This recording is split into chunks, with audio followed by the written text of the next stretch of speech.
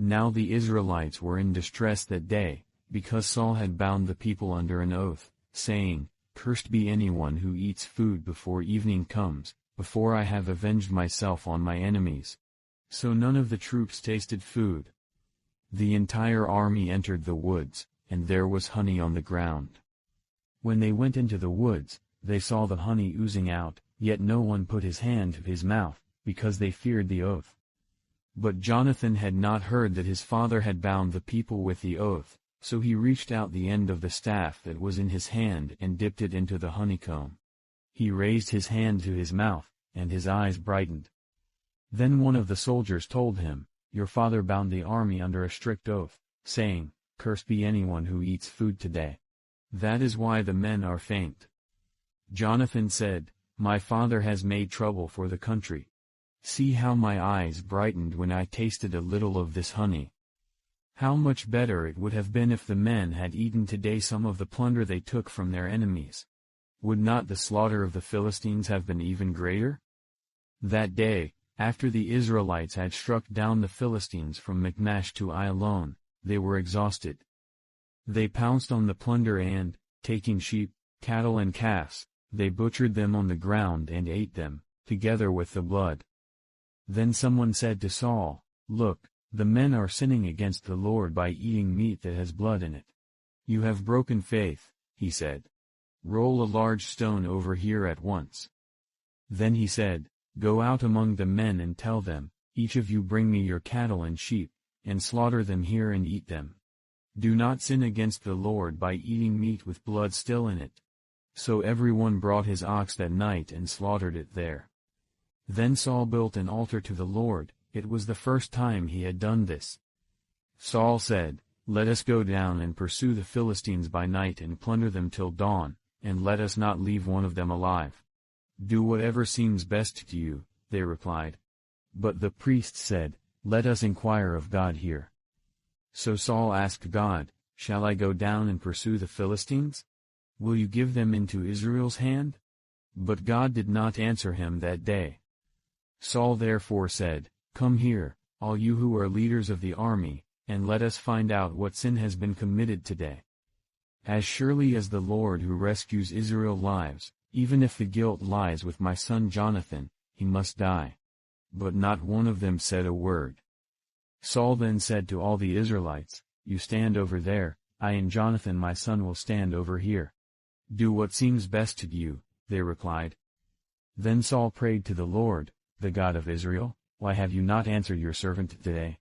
If the fault is in me or my son Jonathan, respond with Urim, but if the men of Israel are at fault, respond with Thummim."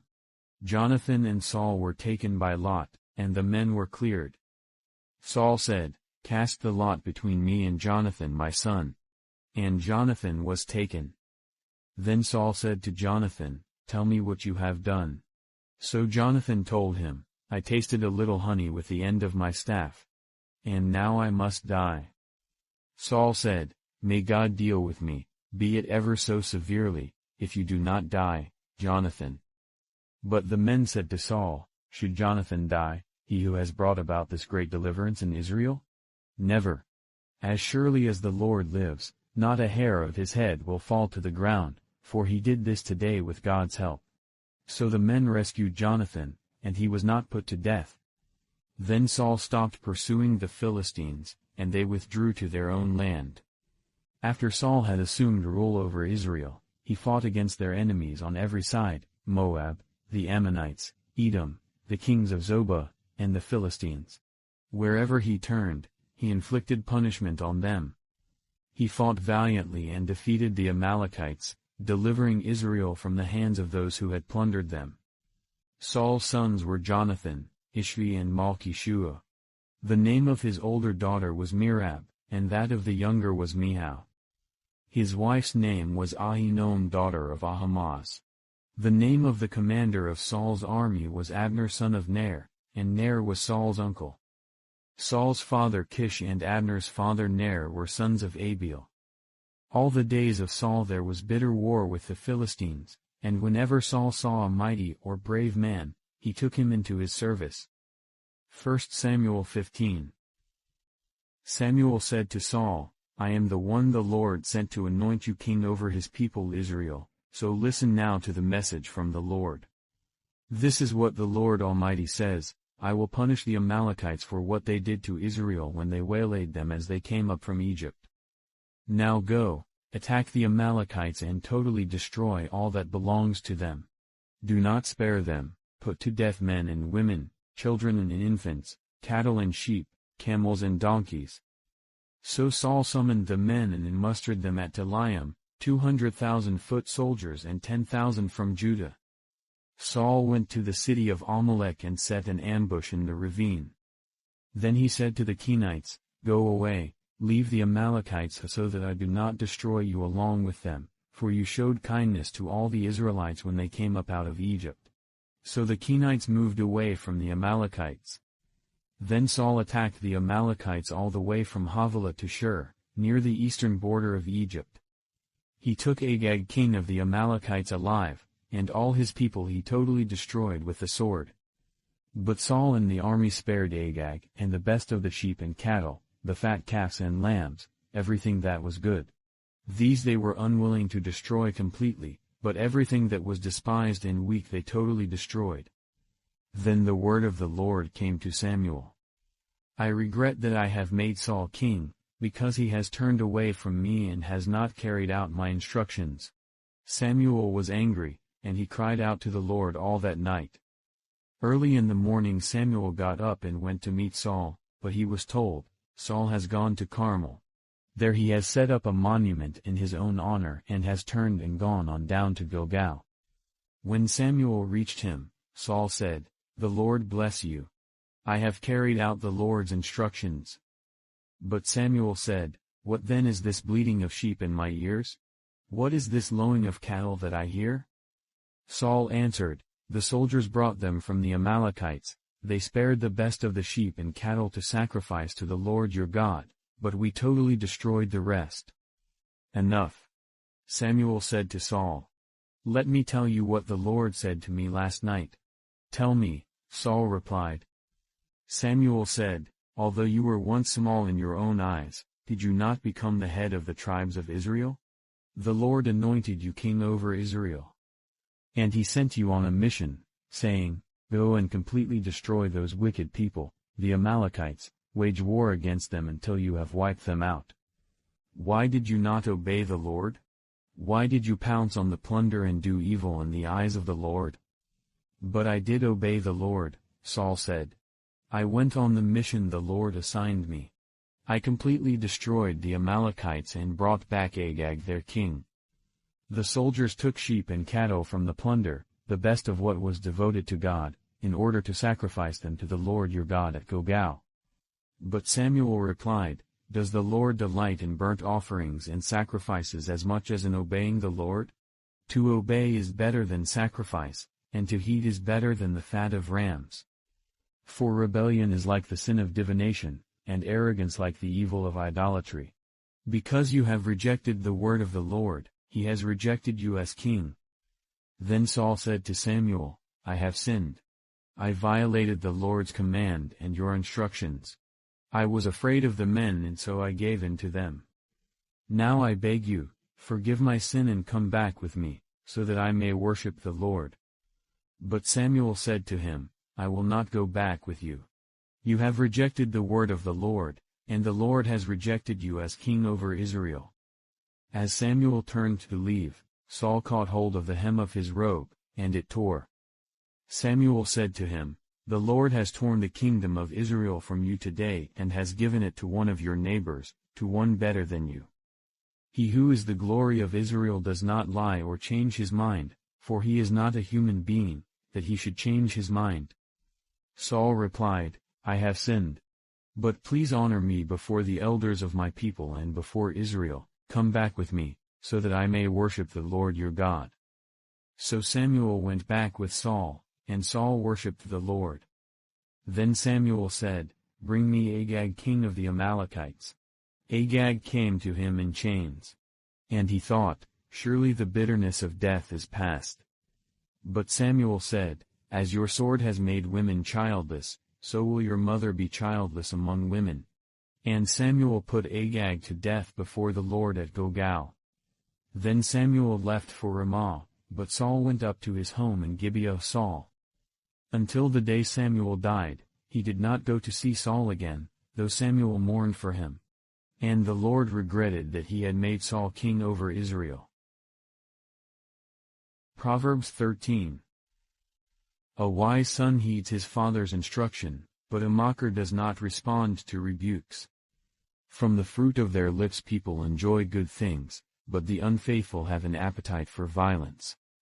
Those who guard their lips preserve their lives, but those who speak rashly will come to ruin. A sluggard's appetite is never filled, but the desires of the diligent are fully satisfied. The righteous hate what is false, but the wicked make themselves a stench and bring shame on themselves. Righteousness guards the person of integrity, but wickedness overthrows the sinner. One person pretends to be rich, yet has nothing, another pretends to be poor, yet has great wealth.